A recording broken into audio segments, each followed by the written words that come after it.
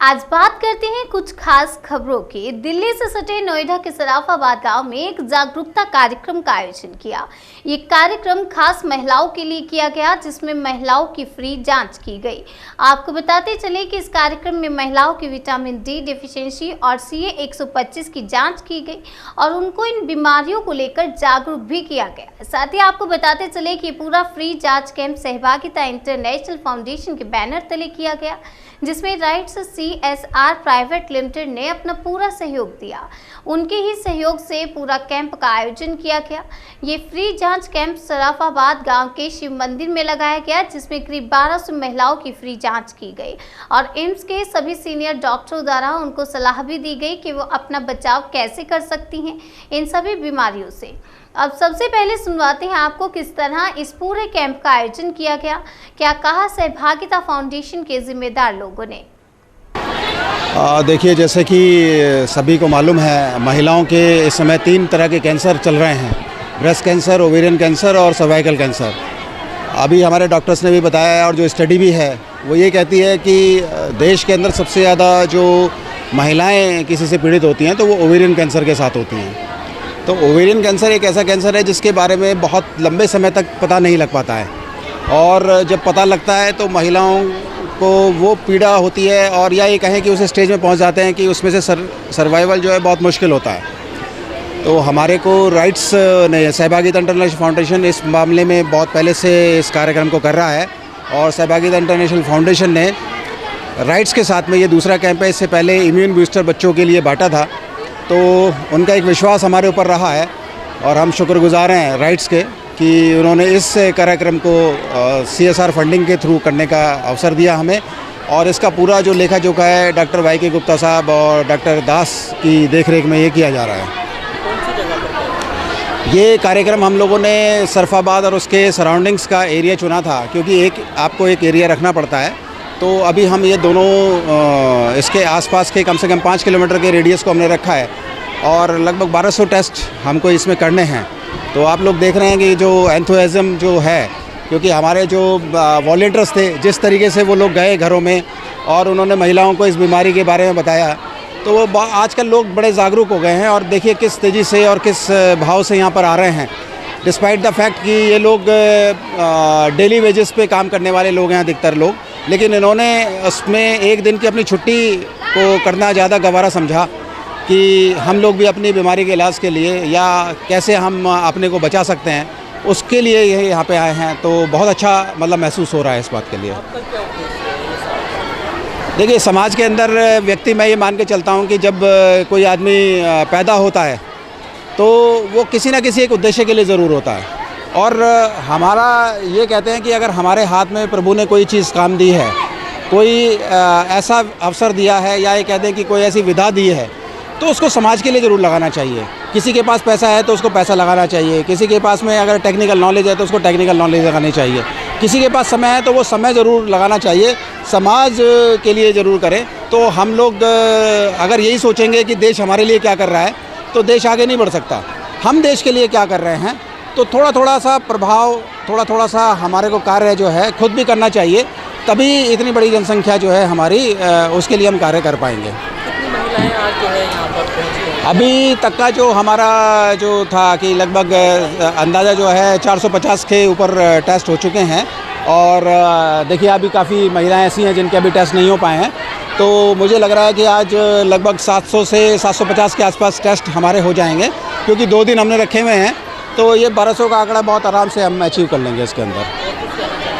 बस मैं ये कहना चाहूँगा कि जो महिलाएं हैं वो जागरूक बने, और वो लोग घर में ना रहें, और उनको भी अपनी बीमारी के लिए जो है जागरूक होना चाहिए, क्योंकि वो स्वस्थ रहेंगी तो उनका परिवार भी स्वस्थ रहेगा, और उनका योगदान देश के लिए भी होगा, क्योंकि आधी आबादी हमारी महिलाएं ही हैं। सहभागिता फाउंडेशन से मेरे साथ मौजूद हैं तृप्ति सक्सेना।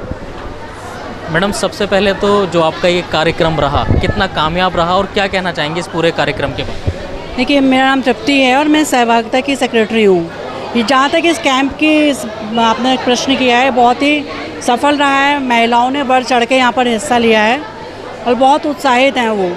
उसमें एक तो मतलब जैसे हम लोग जागरूक करते हैं लोगों को, तो लेडीज़ जागरूक तो हो ही रही हैं अपनी हेल्थ को लेकर के, और साथ के साथ जैसे हम लोग और भी चीज़ें उनको बताते हैं, हमारे डॉक्टर्स अवेलेबल होते हैं, इन चीज़ों को लेकर के उनके अंदर खूब जोश से वो उसमें साथ देते हैं हमारा। और अभी भी पूछते रहते हैं मैम दोबारा कैंप आप कब लगाएंगे, तो इस तरीके से कामयाब तो खूब रहता है कैंप हमारा।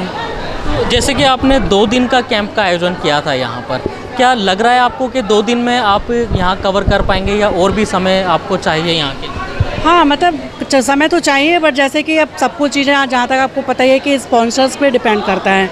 हमें जितना स्पॉन्सर मिला था, स्पॉन्सरशिप जिससे जैसे राइट्स हमारे स्पॉन्सर कंपनी है, और उन्होंने जो हमें अमाउंट प्रोवाइड किया था या जो भी सुविधाएं हमें देनी होती हैं, उसके अकॉर्डिंग जो हमारा टारगेट था वो पूरा हो गया, वो हमने अचीव कर लिया इन 2 दिनों में। लेकिन आप भविष्य में अगर हमें इस तरीके के और भी काम मिलते हैं तो डेफिनेटली हम उसके लिए करेंगे यहाँ पर। इससे पहले भी हमने लास्ट 2 ईयर्स में किया हुआ है यहाँ पे, इवन सरफाबाद विलेज में ही किया है, और भी आसपास के गांव हो गए जैसे ममूरा हो गया, बरौला गांव हो गया, यहाँ पे हम लोग अपने समय समय पे कैंप लगाते रहते हैं। तो हमारी संस्था का उद्देश्य यही है कि हम सोसाइटी के लास्ट बंदे तक पहुँच के उनकी हेल्प कर सकें हेल्थ रिलेटेड इश्यूज़ में, और वो हमारा प्रयास जारी रहेगा। नहीं, बस यही कहना चाहूँगी मैं कि औरतों के लिए भी मैं मैसेज देना चाहूँगी कि अपने परिवार के साथ साथ अपनी खुद की हेल्थ के लिए भी उनको जागरूक होना चाहिए, और इस तरीके के कैंप में आकर के बढ़ चढ़ के हिस्सा लेके अपना उसका लाभ उठाना चाहिए। That's it. और मैं सबसे लास्ट में जो हमारे स्पॉन्सरशिप कंपनी है राइट्स इंडिया लिमिटेड का, उनका तहे दिल से आभार व्यक्त करती हूँ कि उन्होंने हमें सपोर्ट करके हमें समाज की सेवा करने का ये मौका दिया। साथ ही इन महिलाओं को भी सुनिए क्या कहा इन सभी ने अपनी जांच कराने के बाद। अच्छा लग रहा है, बल्कि मैं तो सोच रही हूँ ऐसे बहुत सारे टेस्ट होने चाहिए जो यहाँ गांव में होता नहीं है। अब हम लोग को बाकी सब जांच के लिए भी बड़े बड़े हॉस्पिटल जाना पड़ता है, 30 में वहाँ भी नहीं हो पाता है। तो ऐसे तो होना चाहिए ताकि हम लोग को पहली बार पता चला है ये सब। हाँ, लगता रहना चाहिए, और फिर पता भी होना चाहिए। हम लोग को बहुत सारी चीज़ें पता भी नहीं चलती है, जैसे गांव में पता भी नहीं चलती। एक बार पहले भी किसी चीज़ का कैंप लगा था, लेकिन सबको पता ही नहीं चला था। सर, मेरा नाम जरीना है और मैं सरफाबाद से आशा वर्कर हूँ। जी, ये कार्यक्रम ये जो हमारी जो गांव की महिला हैं, इन्हें जागरूक करने के लिए किया गया है, क्योंकि गांव की महिलाएं बेचारी घर गृहस्थी में फंसी रहती हैं, तो वो बाहर जाके जागरूक नहीं हो पाती हैं, और उन्हें पता भी नहीं चलता है कि उनके अंदर क्या बीमारी पनप रही है। और समय रहते अगर हम उनका यहाँ टेस्ट करा देते हैं, अगर कोई बीमारी उन्हें आती है तो वो जागरूक तो कम से कम हो ही जाएंगी, तो समय रहते उनका इलाज भी हो जाएगा। तो सबसे बड़ी जो जिम्मेदारी हमारी ये है कि हमने घर घर घूम के इनके फॉर्म जमा करे हैं, और इन्हें घर से निकाल के यहाँ लाने में बहुत मेहनत करी है कि आओ और अपना टेस्ट कराओ, ताकि ये महिलाएं जागरूक हों और आने वाली पीढ़ी को भी जागरूक करें कि समय से हर साल या 6 महीने में लेडीज़ को एक बार टेस्ट जरूर कराने चाहिए। जो ये टेस्ट हो रहे हैं, तो ये कैंसर, जो बच्चेदानी का कैंसर है वो है, और जो विटामिन D3 का है वो टेस्ट करा रहे हैं कि जो लेडीज़ों की हड्डियों में दर्द होता है। जी, ये सहभागिता इंटरनेशनल फाउंडेशन की तरफ से ये हो रहा है, और MCC दिल्ली से जो हैं हमारे डॉक्टर हैं, उनका सबसे बड़ा सहयोग है कि वो हर बार आके हमारे यहाँ पे ऐसे कैंप लगाते हैं, और हम चाहते हैं कि आगे तक भी वो आके हमारे यहाँ ऐसे ही कैंप लगाते रहें, ताकि हमारी महिलाएं जागरूक हों और गांव हमारा सुरक्षित हो जाए एकदम। देखते हुए, भीड़ को देखते हुए तो लग रहा है कि महिलाएं काफ़ी जागरूक हैं, इस चीज़ को लेके उनके अंदर खूब उत्साह है कि हम अपना टेस्ट कराएं। तो यही चाहते हैं कि आगे चल के भी महिलाएं बिना कहे अपने आप ही आ जाएं, तो ताकि हमें इतना फील्ड में दौड़ना ना पड़े। इन सभी को सुनने के बाद आपको सुनवाते हैं यहाँ डॉक्टर ने क्या कहा। ये सुनना आपके लिए बेहद जरूरी है, ये भी सुनिए। महिलाओं के जो रोग हैं उसके विशेषज्ञ मेरे साथ मौजूद हैं। डॉक्टर दास सर हैं, एम्स से हैं, सीनियर डॉक्टर हैं। डॉक्टर साहब, सबसे पहले तो जो ये प्रोग्राम किया जा रहा है, जो जांच की जा रही है, महिलाओं में कितने तरीके का कैंसर होता है, जैसा कि आप बताते हैं? देखिए, महिला में सबसे ज़्यादा जो कैंसर है, सबसे कॉमन कैंसर 3 है। तो पहला तो हो गया ब्रेस्ट कैंसर, सबसे कॉमनेस्ट है। उसके बाद आता है सर्वाइकल कैंसर, उसके बाद आता है ना ओवेरियन कैंसर। लेकिन कैंसर में से देखा जाए सबसे ज़्यादा मौत जो होते हैं लेडीज़ का, वो ओवेरियन कैंसर से है। इसका कारण ये है क्योंकि जो ब्रेस्ट कैंसर होता है तो उनका लक्षण थोड़ा महिला को समझ में आ जाता है। ब्रेस्ट में थोड़ा सा एक छोटा सा गांठ नज़र आते हैं, उनको पता लग जाता है, डॉक्टर पास जाते हैं, भाई गांठ क्यों आया, तो जांच करते हैं, पता लग जाता है, ठीक हो जाता है। क्योंकि इसी तरह जो सर्वाइकल कैंसर होता है ऑलमोस्ट जो ब्लीडिंग मेनोपॉज के बाद होते हैं, तो उनको ब्लीडिंग बंद हो जाता है, अचानक ब्लीडिंग स्टार्ट हो जाए, उनको डाउट लगता है क्यों हुआ, तो डॉक्टर पास जाते हैं, तो उससे भी इलाज जल्दी शुरू हो जाता है। और जो ओवेरियन कैंसर है उसका प्रॉब्लम ये है कि उनके जो लक्षण होते हैं वो बहुत हल्का फुल्का होते हैं, और जैसे मान लो पेट फुला हुआ है, थोड़ा पेट में कहीं भारीपन है, कोई थोड़ा सा इस तरह कुछ हल्का फुल्का जो होते हैं, जो कॉमन हमारे जो सिम्टम होते हैं उसी तरह हल्का फुल्का सिम्टम होते हैं, तो पता नहीं लगता है। तो इसीलिए इस कारण से क्या होता है कि इनको पता नहीं लगता है, जब पता लगता है तो बहुत लेट हो जाती है, और उससे क्या होता है उनको जान बचाना मुश्किल है, क्योंकि आप जानते हैं कैंसर का जितना जल्दी पता लगे तो उसमें आपको जान बचाना बहुत संभव है, और इलाज हो सकता है, पूरी तरह से ठीक हो सकते हैं। अब जिस तरीके से यहाँ पर ये जांच कैंप लगाया हुआ है आपने नोएडा सरफाबाद में, क्या यहाँ पर जांच की जा रही है, किस तरीके से महिलाएं आ रही हैं और क्या रिज़ल्ट आपको देखने में मिल रहा है, या जैसे लॉकडाउन के बाद कोरोना वायरस की ये बीमारी पनपी है, इससे क्या महिलाओं में क्या बीमारियां देखने के लिए मिल रही हैं, जैसा कि आप महिलाओं को बता भी रहे हैं, महिलाएं आपसे भी जो है अपनी परेशानियां बता रही हैं। हाँ देखिए, ऐसा है कि पहला तो ये है हम क्या कर रहे हैं यहाँ पे, हम इसलिए 2 जांच कर रहे हैं। एक तो होता है जो उसको बोलते हैं मास स्क्रीनिंग, तो इसमें 2 कर रहे हैं। जैसे मैंने बोला ओवेरियन कैंसर है, और जो बहुत ज़्यादा कॉमनेस्ट कॉज होता है जो कैंसर का मोर्टालिटी के हिसाब से, जो मोर्टालिटी के हिसाब से, तो इसीलिए ये तो हम कर रहे हैं ताकि उनकी जान बचा पाएँ। नंबर 2 हो गया कि विटामिन डी, ये दिखा गया है विटामिन डी के कमी के वजह से बहुत लोगों को बहुत कुछ लेडीज़ का प्रॉब्लम होते हैं, जो उनका कमर में दर्द होता है, रिब का में, मतलब शरीर में जितने सारे बोन हैं उसमें दर्द होता है, ये बहुत कॉमन चीज़ देखा जाता है, तो ये विटामिन डी से कमी से होता है। और नंबर 2 ये देखा गया है कि विटामिन डी कमी से कैंसर का रिस्क भी बढ़ जाता है, ये लेटेस्ट रिसर्च बता रहा है। तो ये दोनों कारण की वजह से हम सोचे कि ये भी इसके लिए करेंगे, और जैसे पता लग जाता है, ज़्यादातर हमने देखा कि 90% से ज़्यादा लोग इस तरह नेगेटिव आ जाता है, मतलब कमी आ जाती है इनमें विटामिन डी का, तो नेचुरली उनको हमने किस तरह क्या इलाज करना है वो भी हम लिख के दे रहे हैं ताकि उनको ये रहे।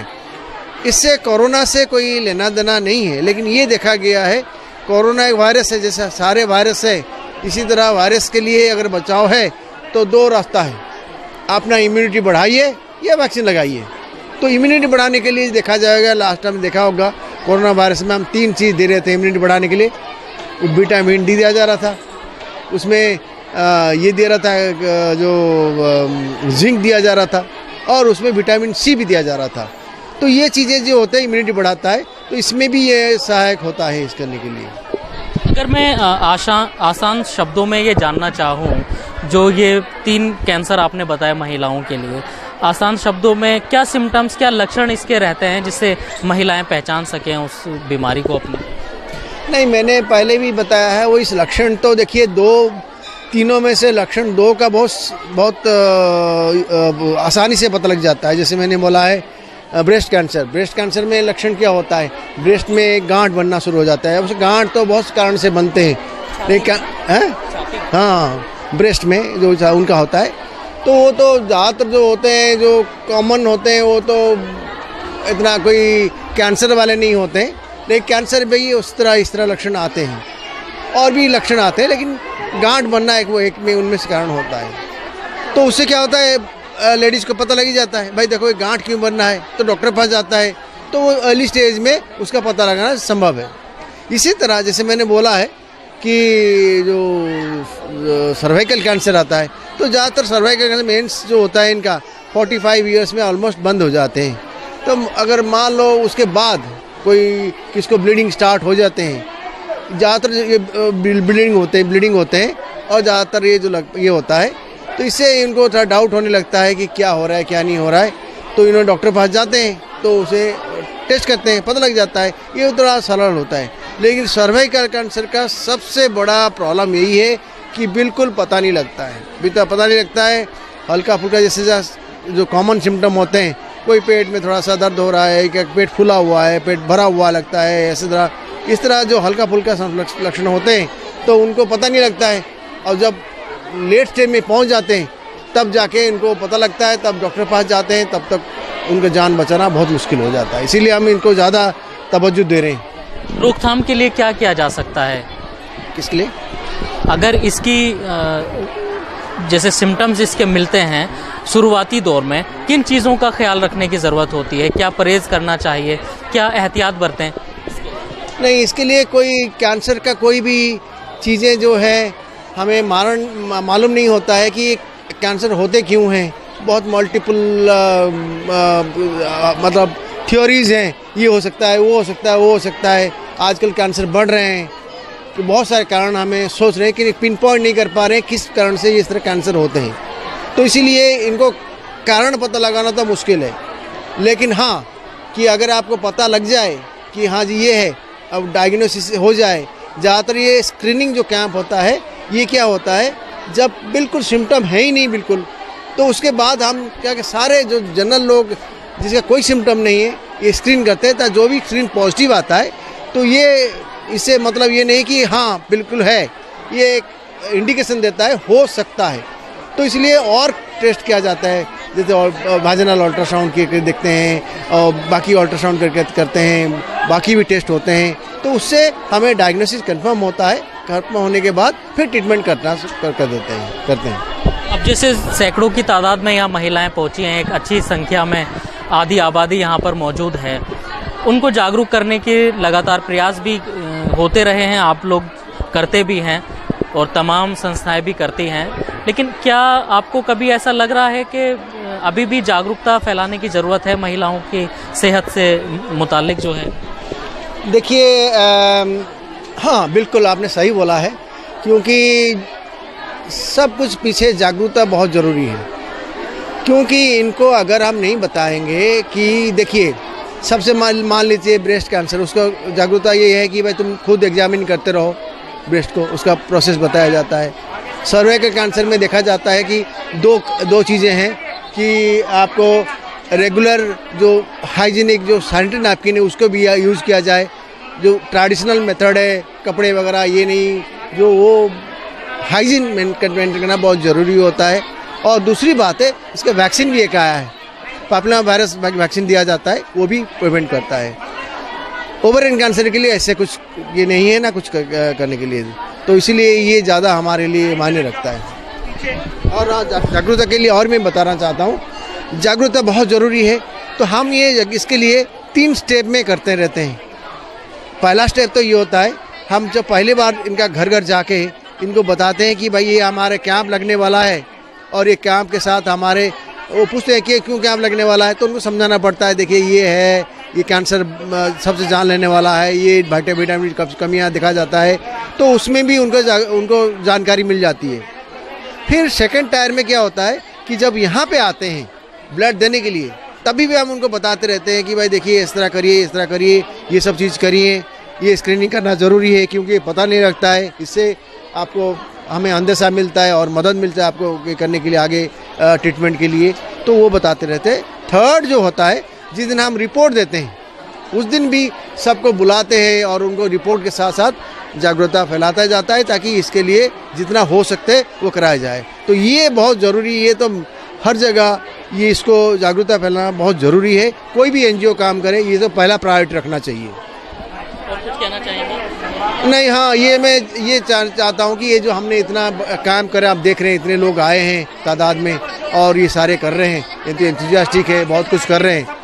तो हमारे लिए यही होता है ना कि कोई भी चीज़ लोगों को मदद करने के लिए जाए तो पहला तो चाहिए हमें थोड़ा फंड चाहिए, कोई हमें सहाय करे कि ताकि कुछ फंड्स दे। हम तो अपने हिसाब से फ्री में काम करते ही करते हैं, हमें कोई हमारा देश सेवा करना है, हम फ्री में करने के लिए तैयार हैं। लेकिन जो चीज़ें इनको दिया जाता है, टेस्ट होते हैं, ये तो बहुत कॉस्टली होता है, तो इसलिए थोड़ा बहुत हमें लगता है कि बिना फंड के कोई नहीं हो सकता है। तो इसलिए हमने राइट्स को अप्रोच किया उनको कि इस तरह काम करना चाहिए, तो उनको भी लगा कि हाँ बिल्कुल सही है, और उनका हम थैंक्स करते हैं उनको, ताकि वो हमारे साथ आए, हमें बहुत मदद किया ताकि ये चीज़ हम कर पाएँ, इतने लोगों को हम फ़ायदा पहुंचा पाए। और हम चाहते हैं आगे भी इस तरह एनजीओ को, ज़्यादातर हमारे एनजीओ को काफ़ी सारे फंडिंग मिलते रहे, ताकि हम और भी अच्छे काम करें और लोगों को जान बचा सकें और लोगों को सेवा कर सकें। धन्यवाद। इस वक्त मौजूद हूँ नोएडा के सरफाबाद इलाके में, जहाँ पर महिलाओं की जो है कैंसर की जांच की जा रही है सहभागिता इंटरनेशनल फाउंडेशन के जरिए, और इसको जो रिस्पॉन्स कर रहा है वो राइट्स प्राइवेट लिमिटेड कर रहा है। मेरे साथ एम्स के सीनियर डॉक्टर शाहिद खान मौजूद हैं। शाहिद सर, किस तरीके से आप ये पूरा प्रोग्राम ऑर्गेनाइज कर रहे हैं और क्या यहाँ पर आप महिलाओं की जांच कर रहे हैं, थोड़ा सा इसके बारे में बताइए, और क्या टीम पूरी किस तरीके से कर रही है, पूरा बताइए। मैं आपको ये बताना चाहूँगा कि ये जो संस्था है इसका नाम है सहभागिता इंटरनेशनल फाउंडेशन, और जो फंडिंग एजेंसी है उसका नाम है राइट्स। इस फंडिंग एजेंसी द्वारा हमारे जो फंड्स हैं वो बेसिकली CA-125 और विटामिन डी डेफिशिएंसी के लिए हम 2 जांचें कर रहे हैं। दोनों जो जांचें हैं, एक जांच जो है वो हम बेसिकली सर्विक्स कैंसर के लिए करते हैं, जिसको ओवेरियन कैंसर भी बोलते हैं। दूसरी जांच जो है वो विटामिन डी डेफिशिएंसी के लिए होती है। विटामिन डी डेफिशिएंसी से अभी नया जो रिसर्च है उससे ये पता चला है कि ब्रेस्ट कैंसर होने की संभावना बढ़ जाती है, जिसका कंटिन्यू अगर विटामिन डी डेफिशिएंसी है उसको, तो उसका कैंसर होने के चांसेस उसमें बढ़ जाते हैं। विटामिन और CA-125 ओवेरियन कैंसर है। हम ये स्क्रीनिंग प्रोग्राम इसलिए कर रहे हैं ताकि हम फर्स्ट स्टेज या सेकंड स्टेज पे ही कैंसर को पकड़ सकें। अमूमन क्या होता है कि आपको मालूम है कि औरत, एक लेडी, बहुत इम्पॉर्टेंट पार्ट होती है फैमिली के लिए, और वो बहुत इम्पॉर्टेंट है क्योंकि अगर वो बीमार होती है तो पूरा परिवार बीमार होता है। तो इसीलिए हम ये टेस्ट इसलिए कर रहे हैं कि हम पहले और दूसरी स्टेज में कैंसर को पकड़ें, उसके बाद उनका जो ट्रीटमेंट है वो ट्रीटमेंट स्टार्ट कराएं। प्रिवेंशन बेटर देन क्योर, ये हमारी संस्था का मूल उद्देश्य है कि हम बीमारी होने से पहले पकड़ लें, जब वो पहली या दूसरी स्टेज पे होती है। आइए मैं आपको दिखाता हूँ कि इसका जो परफॉर्मा है हम कैसे भरते हैं। दूसरा, हम जो कलेक्शन के टाइम पे हम क्या करते हैं, ये सब मैं आपको बताता हूँ। देखिए, हम सैकड़ों संस्थाओं को कवर करते हैं, लेकिन जितनी महिलाओं की संख्या यहाँ पर है, इतनी बड़ी तादाद में कैंप हमने अभी तक नहीं देखे हैं, जैसा कि हम ये संस्थाओं को कवर करते हैं। हाँ, कंसेंट फॉर्म होता है, इसमें हम जो संस्था हमें फंड करती है हम उसका नाम भी लिखते हैं, और हमारा ये नाम है सहभागिता इंटरनेशनल फाउंडेशन। ये हमारा एक कोड नंबर होता है, ये NS जो नंबर है, ये हर प्रांत के हिसाब से, हर शहर के हिसाब से होता है। जैसे नोएडा और सरफाबाद, तो NS नंबर हमने इसको दिया है। और अभी तक हमारे यहाँ पे जो सैंपल हो गए हैं वो लगभग 900 समथिंग सैंपल हो गए हैं। और ये जो इसका यहाँ पेशेंट का नाम और उसके हस्बैंड का नाम, आधार कार्ड नंबर, कुछ जो मूलभूत जानकारी है, कभी उसको कैंसर तो नहीं हुआ, परिवार में किसी को कैंसर तो नहीं है, अगर हुआ है तो वो किस प्रकार का कैंसर था, ये एक बेसिक जो परफॉर्मा है जिससे कि हम जानकारी पेशेंट की ले लेते हैं। आइए मैं आपको दिखाता हूँ कि हम जो ब्लड कलेक्शन कर रहे हैं वो कैसे हो रहा है। और ये हमारे लैब टेक्नीशियंस ये बैठे हुए हैं यहाँ पर, तस्वीरों में देख सकते हैं। ये हमारे लैब टेक्नीशियंस हैं, ये 4 हमारे पास लैब टेक्नीशियंस हैं जो हमारे संस्था के लिए काम करते हैं लगातार। और ये चारों जो हैं वो बहुत निपुण हैं अपने काम में। और मैं आपको दिखाता हूँ कि इसमें जो हमारा स्पेशल जो ट्यूब है एक, ये मैं आपको बता दूं कि इसके नीचे आप देखेंगे जेल है, तो एक सेंट्रीफ्यूज मशीन होती है जिससे कि इसको घुमाया जाएगा। बेसिकली जो इसके ऊपर आता है उसको सीरम बोलते हैं, और जो हमें टेस्ट के लिए चाहिए वो सीरम चाहिए है। तो ये जो जब हम सेंट्रीफ्यूज करेंगे, सेंट्रीफ्यूज का मतलब होता है कि एक मशीन जिसमें ये घूमेगा, वो 3000 RPM, मतलब 1 मिनट में 3000 बार वो घूमेगा। उसके बाद ये जो जेल है ये सीरम और ब्लड सेल्स के बीच में आ जाएगा, जिससे कि ये हम जो टेस्ट करेंगे वो हमें सीरम मिल जाएगा। आइए, और अब मैं आपको ये बताता हूँ बेसिकली जो हमारी संस्था है ये पिछले 15 ईयर्स से काम कर रही है। हमारा मूल उद्देश्य केवल यही है कि महिलाओं को जो कैंसर बहुत तेज़ी से बढ़ रहा है, ओवेरियन कैंसर, उसको रोकने के लिए हम केवल एक ही स्टेप है जो कर सकते हैं, प्रिवेंशन बेटर देन क्योर। पहले से बीमारी जब हमारी पहली स्टेज में हो या दूसरी स्टेज में हो, हम उसे रोक लें। आप सरकारी हॉस्पिटल्स में जाएंगे हर साल हर महीने पेशेंट्स ओवेरियन कैंसर्स के बढ़ रहे हैं और लगातार बढ़ते जाएंगे। हमारे पास कोई ऑप्शन नहीं है। हमारे पास एक ऑप्शन ये है कि हम स्क्रीनिंग प्रोग्राम चला के लोगों को अवेयरनेस करा के, लोगों को बता के, महिलाओं को जो गांव में रहती हैं उनको ज़्यादा ब्लीडिंग होती है, वो अपने हस्बैंड को भी नहीं बताती, अपने घर वालों को भी नहीं बताती, वो बहुत शाय नेचर होती हैं, गांव की होती हैं, तो उनको समझ में नहीं आता ये क्या हो रहा है। वो सोचती हैं ये सब चीज़ नॉर्मल है, बट ये नॉर्मल नहीं होती। ब्रेस्ट कैंसर के बारे में भी मैं ये बताना चाहूँगा कि महिलाओं को अगर कुछ भी अनवांटेड डिस्चार्ज होता है, कुछ भी मिल्क जैसी चीज़ आती है, तो वो उस चीज़ को हस्बैंड से, अपने घर वालों से छुपाते हैं। वो ये सोचते हैं कि अगर हम ऐसा बताएंगे तो हो सकता है उनका हस्बैंड उन्हें छोड़ देगा, हो सकता है वो बहुत ज़्यादा बीमार हो जाएंगी, बट उन्हें बताना चाहिए। और ये जो ब्रेस्ट कैंसर है ये भी बहुत तेज़ी से बढ़ रहा है। तो हमारी अभी जो नई रिसर्च है, बेसिकली ब्रेस्ट कैंसर्स के लिए भी हम बहुत सारे मार्कर्स हैं, बट बेसिक ये है कि अगर बहुत सारी महिलाएं हैं तो हम उनको पहले विटामिन डी डेफिशिएंसी कर लें। अगर वो बहुत ज़्यादा लो कंटिन्यू आ रही हैं तो फिर हम उनको अवेयरनेस के लिए उनसे पूछते हैं कि आपके ब्रेस्ट में कोई प्रॉब्लम तो नहीं है, आपको कोई पेन तो नहीं है, आपको कोई रेडनेस तो नहीं है, आपको कोई अनवांटेड डिस्चार्ज तो नहीं है। अगर ये सब हो रहा है तो फिर हम आगे उसका जो कैंसर मार्कर हैं उस चीज़ के लिए वो एडवाइस करते हैं और करते भी हैं अपनी संस्था के थ्रू। और कितनी टीम आपके साथ में काम कर रही है, किस तरीके की और जांच हो रही है यहाँ पर? या अब जैसे अभी आपने ये सारी बातें बताई, एज का क्या इसमें कोई लेना देना होता है? इसमें एज का कोई क्राइटेरिया है? बेसिकली कैंसर कोई एज नहीं होती, बट हम ये मानते हैं कि ओवेरियन कैंसर ज़्यादातर 90% आप मानिए, वो 90% से ऊपर मानिए कि वो हमेशा आफ्टर 45 एज के बाद होना शुरू होता है। जब आपका मेंसेस बंद हो जाता है तो उसके बाद ओवेरियन कैंसर होने के चांसेस बढ़ जाते हैं। एक बहुत इम्पॉर्टेंट पार्ट होता है इसमें हाइजीन मेंटेन करना बहुत इम्पॉर्टेंट है।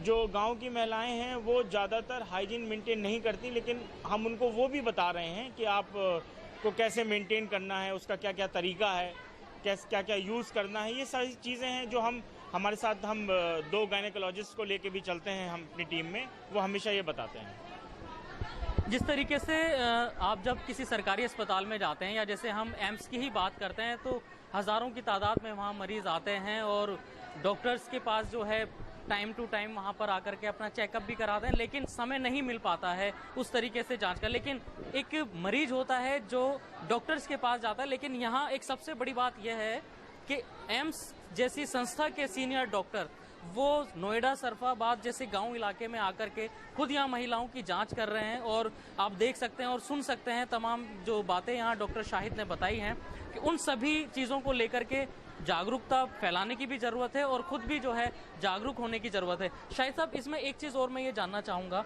जैसे आपने ये सारी चीज़ें बताई हैं कैंसर के बारे में, इसमें मैरिड या अनमैरिड का भी कोई ऐसा रोल होता है कि? ऐसा बेसिकली कुछ नहीं होता। अनमैरिड और मैरिड का कोई मतलब नहीं है। कैंसर कभी भी किसी की एज, उम्र, जात देख के नहीं होता। वो बच्चों में भी हो जाता है, भले ही वो ओवेरियन कैंसर ना हो, लेकिन कैंसर बहुत प्रकार का है। एक्चुअली हमें कैंसर को समझना होगा पहले है क्या, कैंसर किस चीज़ से हो रहा है, उसका अभी तक कोई साइंटिस्ट उसको नहीं पता कर पाए कि किस चीज़ से हो रहा है। लेकिन कुछ अमूमन ये बातें हैं, जैसे कि हम बताएं आपको कि प्लास्टिक एक बहुत बड़ी चीज़ है। प्लास्टिक हम जितना कम हो उतना यूज़ कम करें। प्लास्टिक एक बहुत बड़ी चीज़ है जिसकी वजह से हम कैंसर, जो पहले आज से आप देखेंगे कि 30 साल 40 साल पहले हमारी नॉर्मल ज़िंदगी में प्लास्टिक का कोई यूज़ नहीं होता था, अब प्लास्टिक बहुत तेज़ी से हमारी ज़िंदगी में यूज़ होने लगी है। तो एक प्लास्टिक को बैन करना चाहिए। सरकार ऑलरेडी बैन लगा चुकी है, अब नहीं हो रहा है, लेकिन फिर भी लोग प्लास्टिक में खाना खाते हैं, पॉलीथीन में चाय पीते हैं, प्लास्टिक के कप यूज़ करते हैं, वो बहुत डेंजरस है। और जो हमारी बिस्लरी की या जो बोतल आती है मिनरल वाटर की, वो हमें 1 टाइम यूज़, उसमें लिखा भी है, फिर भी लोग उसको महीनों सालों यूज़ करते हैं, जिसकी वजह से कैंसर होने का चांसेस बढ़ जाता है।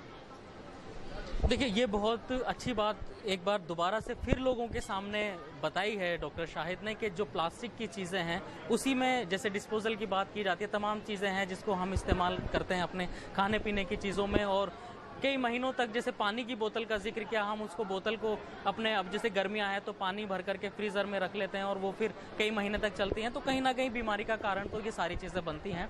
मैं आपको साथ में ये भी बता दूं, यहाँ पर हर उम्र की महिला अपनी जांच के लिए आ रही है और जिस तरीके से सहभागिता इंटरनेशनल फाउंडेशन की ये मुहिम है महिलाओं को अपनी सेहत के प्रति जागरूक करने की, तो ये जब इतनी बड़ी तादाद में हम महिलाओं को देखते हैं किसी संस्था के जरिए, तो कहीं ना कहीं ये देखने में मिलता भी है और लगता भी है कि ये जागरूकता का जो इनका ये कार्यक्रम है या जो इनका ये अभियान है वो कामयाब होता नज़र भी आ रहा है।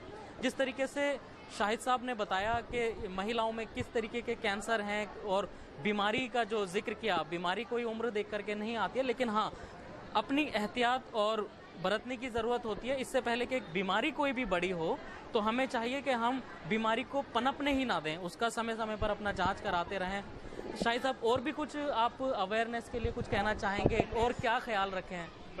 महिलाएं बेसिकली सबसे इम्पॉर्टेंट पार्ट होती हैं फैमिली का और वो बहुत पिलर हैं अपनी फैमिली का, और वो हमेशा अगर उनको कोई भी प्रॉब्लम होती है, जैसे अनवांटेड मेंसेस हो गए या फिर उनको साइकिल्स बीच में टूट गई, हर 15 डेज़ में 10 डेज़ में हो रहा है, या पीरियड होने के बाद भी उनको लगातार ब्लीड हो रहा है, जैसे अमूमन 5 से 7 दिन नॉर्मल टाइम होता है और जो पीरियड का जो टाइम है वो 21 दिन से 35 दिन का है। किसी महिला को 21 दिन बाद आता है, किसी महिला को 35 दिन बाद आता है। तो 21 और 35 के बीच में अगर किसी को हो रहा है तो वो नॉर्मल है। उससे पहले अगर रिपीट हो रहा है कि हर 10 दिन में रिपीट हो रहा है या उसका पीरियड ही नहीं हो रहा है कि वो 35 दिन के बाद 50 दिन 2 महीने में एक बार हो रहा है, तो भी वो समस्या का कारण है। आपको अपने परिवार वालों से, अपने हस्बैंड से, अगर कोई लड़की है जिसकी शादी नहीं हुई है तो वो अपनी मदर से उसको ज़रूर ये बात बताना चाहिए कि मुझे ऐसी प्रॉब्लम हो रही है। और यही बात मैं ब्रेस्ट कैंसर के लिए कहूँगा, अगर किसी महिला को पेन हो रहा है, ब्रेस्ट में रेडनेस है, अनवांटेड डिस्चार्ज है, तो उस चीज़ के लिए उसको अपने परिवार से, जिस महिला की शादी नहीं हुई वो अपनी मदर से बताए, नहीं जो महिला की शादी हो गई वो हस्बैंड से बताए। इसको छुपाने से आप अपनी बीमारी को लगातार बढ़ा रहे हैं और जब वो बीमारी बढ़ जाएगी, जब वो बीमारी 3rd और 4th स्टेज पे आती है, उस स्टेज पे हम कुछ नहीं कर पाते, क्योंकि जो कैंसर होता है वो हमेशा 1st और 2nd स्टेज पे एक ही पार्ट में होता है। जब वो 3rd और 4th स्टेज में जाता है तो एक पार्ट से वो दूसरे पार्ट में होना शुरू हो जाता है, जिससे फिर ऑपरेशन नहीं हो सकता। तो हम हमेशा कुछ भी प्रॉब्लम होती है उसको अपने परिवार से ज़रूर शेयर करना चाहिए। तो जिस तरीके से बताया शाहिद साहब ने, देखिए बीमारी जब तक आप छुपाएंगे, और छुपाने का मतलब होता है आप उस बीमारी को बढ़ावा दे रहे हैं और न्योता दे रहे हैं, उसको दावत दे रहे हैं ताकि वो आपके शरीर के अंदर पनपती रहे और अपनी एक जगह बना ले। महिलाओं से जुड़ी हुई जो परेशानियां होती हैं या जो ये जिस तरीके से गर्भाशय से जुड़े हुए कैंसर की बात बताई है, महिलाएं या हमारी माएँ बहनें इन बीमारियों को बताने से परिवार के सदस्यों को हिचकिचाती हैं, शर्माती हैं या बताना नहीं चाहती हैं। लेकिन अगर आप इसको छुपाती हैं तो आप ये गलत करती हैं। हम भी चाहते हैं कि आप ऐसी किसी भी बीमारी को अपने अंदर पनपने ना दें। देखिए डीबी न्यूज़ का मकसद भी यही है कि इस तरीके के जो संस्था प्रोग्राम करती है, जागरूकता अभियान चलाए जाते हैं, हम भी बढ़ चढ़ कर उसमें ज़्यादा से ज़्यादा अपना हिस्सा देते हैं और अपना सहयोग भी उनको पहुंचाते हैं। पूरे तरीके से कोशिश रहती है कि हम भी तमाम लोगों को, समाज को जागरूक करें समय समय पर।